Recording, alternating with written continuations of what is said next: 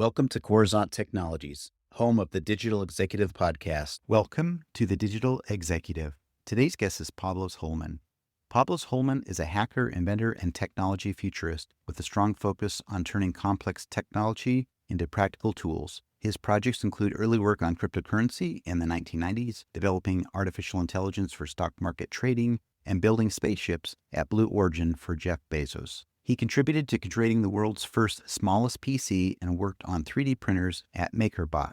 Pablos assisted Nathan Myhrvold in starting the Intellectual Ventures Lab, where he participated in various invention projects. These projects include a machine to suppress hurricanes, a nuclear reactor powered by nuclear waste, and a laser system designed to shoot mosquitoes out of the sky as part of an effort to combat malaria in a collaboration with Bill Gates. He holds over 100 patents. Well, good afternoon, Pablos. Welcome to the show.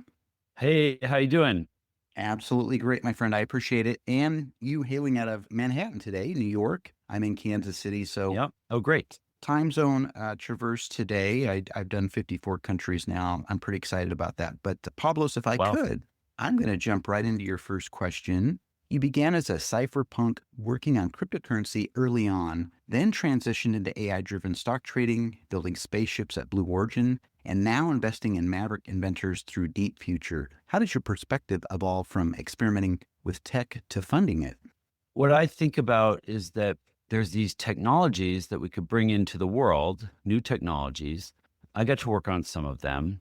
And the truth is the big tech industry doesn't really do that anymore. They're just doing software. So other kinds of technologies are not getting a lot of attention. And so what I did is I started a venture firm where I could invest in other inventors who have invented something new, maybe meaningful, that could help solve a big problem. And so for me, a lot of it's the same, comes from the same place, which is that I want to try to bring technologies to life that can make the world better. Now I'm just helping other inventors do that more than working on my own ideas. Thank you. Appreciate that. You're right. There's this big focus on software. You look at big tech today, and certainly it seems to be a new app or a new software or something. Might be nice, but there's Yeah. so much more to do. And I appreciate that, bringing these new technologies in the world. And you're shifted your focus from inventing to helping other inventors create. So I appreciate that. Pablos, you're known for turning complex technologies into practical tools, be it the world's smallest PC, AI systems, or 3D printers for food. How do you decide which ideas are worth translating into usable innovations? Well, what you want to do is figure out if you're going after a big problem. That's how I think about it. Are we trying to do something that matters, that a billion people could benefit from?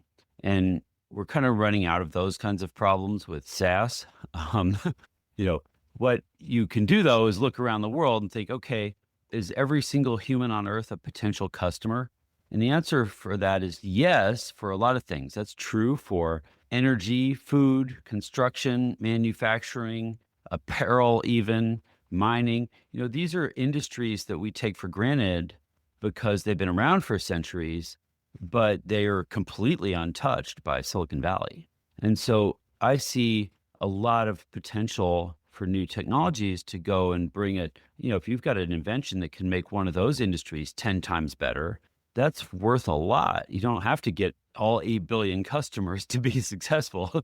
Even a fraction of that would be really good. So those are the kinds of problems I start with. And these days, almost everything we do maps to one of those kinds of problems. And we call that deep tech. So deep tech is really the technologies that are not exclusively software, but might help us to reimagine one of those big industries or big problems. Thank you. And I like the name deep tech. You're really taking this at a deeper level. And I liked how you said you look at things, you want to figure out if you're going after a worthwhile problem, right? How you can help humanity and how you can touch lives beyond Silicon Valley. Like you said, I interview hundreds, now over 1,000 people out of Silicon Valley. And you're absolutely right. There's more that we can do beyond just emerging tech out of Silicon Valley. So I appreciate that. Well, a lot of those folks would want to work on bigger problems. They would want to work on cooler technologies. They want to do robots and lasers and nuclear reactors. But the tech industry just got drunk on software and just that's all they're doing. And it's kind of been so easy to make a successful business with that it has sort of attracted all of our best and brightest people to go help make iPhone apps to have weed delivered to your dorm room or something, when they really could be helping with something much more impactful. Absolutely. We need to be more creative holistically and not just get in and try to make $1 million. So I appreciate that.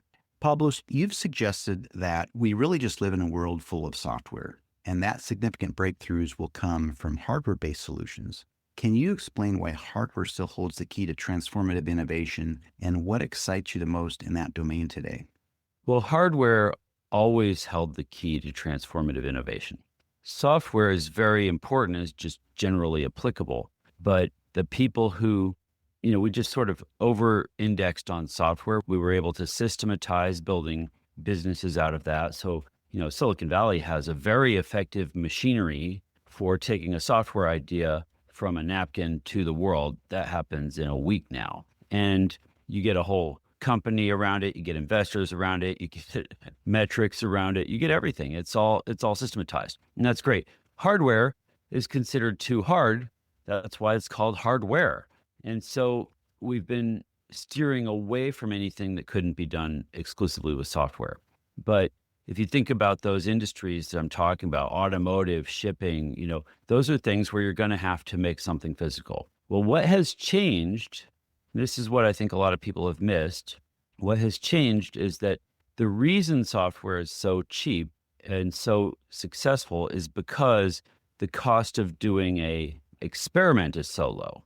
You can afford to just try things and throw out the things that don't work. And that turns out to be much more successful than trying to be really smart. So Silicon Valley is a machine that makes thousands of $1 million experiments, and we throw out the ones that don't work out, but we always find the winners. And if you are building a hardware company now, or a deep tech company, if you're making a rocket or a Tesla or a hypersonic jet, you design it in software, you test it in software, you crash it in software. You do that thousands and thousands of times until you know exactly what to build, and then you build one.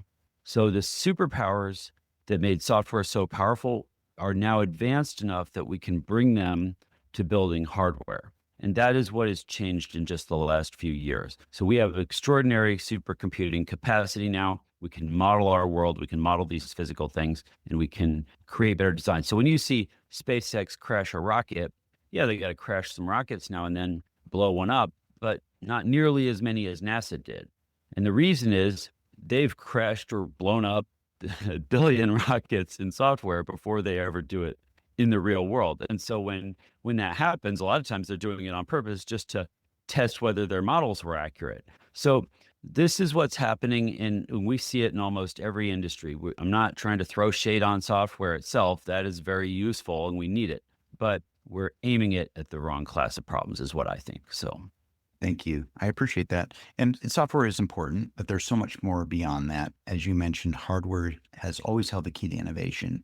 And hardware is hard. There's less margin or less room for error. It is quite expensive in that realm of development and innovation. And software obviously has that higher margin. It's easy to reiterate thousands of times. So I appreciate your insights on that. Pablos, the last question of the day, you've articulated a belief in being a better ancestor, building technologies that will benefit future generations, not just the present. How does this worldview influence your decisions on what to invent, invest in, and speak about? Well, we live in a world that's highly optimized for what you could think of as 10-year projects. Most clear example of that is venture firms. I run a venture fund. Every venture fund is a 10-year fund. So that means whatever money we are investing, we have to get a return on that in 10 years. Well, that puts a real limit on the kind of projects you could do. I can't take a venture capital fund and invest it in something that's going to take 20 years. And so it shortens the time horizon for things that need to get done. Now, I think we have overdone it on that. So a lot of venture funds are looking to get that return in 3 or 4 or 5 or 6 years. And that even more shortens what it does. And when you have such a short window, you can't be very ambitious. But you know what? A lot of things, big things, have been built in 10 years or less. Apple, Intel, Microsoft, Google, they were all huge successes in less than 10 years. SpaceX and Tesla, of course. But guess what? The Hoover Dam, the Panama Canal, the space shuttle program, the Apollo program. All of these things were done in 10 years or less. So, and they're not all software. So I think you could look at that and say, look, maybe we're not really being ambitious enough, because it's hard to look around you and see anything on that scale being done in our lifetime. And so why I think that matters is we have scaled people. We've got 8 billion people on this planet. And whether or not you think that's too many, I think we should try to take care of them. We made those people. We didn't make everything they need to thrive. And it's easy to lose sight of that, especially if you live in the US like I do, because this is a very rich country. Most people in the world don't get access to the kind of resources we do. A simple way to think about that is with energy. The average person on Earth gets about as much energy as one toaster running 24/7. If you super glue the button down, Americans get 8 bonus toasters. So we get 9 or 10 times as much energy as the average person on Earth. To get averages like that, 3 billion people live on less than one toaster. That's not an acceptable living standard. By toaster, I mean all the energy for heating, cooling, food, air conditioning, travel, all those things that you do, they're not getting enough. And you would not want to live that way. You would not find it acceptable. And the reason is there's a threshold at which it's not a healthy living standard. You don't have clean water. You don't have sanitation. You don't have the kinds of things we take for granted. And so if you look around the world, what we really have is what I call energy inequality. Now, that gap isn't the problem to fix. You want to bring the base load higher. You want to bring those people from one toaster to 2 or 3 or 4 or 5 toasters at least, so that they have an acceptable living standard as well. And then you would be living in a much more peaceful world. A lot of those wars we're fighting are about access to energy. Who's controlling oil? Well, if you could make enough clean, cheap energy for everyone, you would not have a reason to have those wars. And so I think it's going to be an exciting future. We're invested in all kinds of new technologies that could help scale up energy production that is super low cost. And so that's what's happening, and it's a pretty exciting time. Thank you. Appreciate that.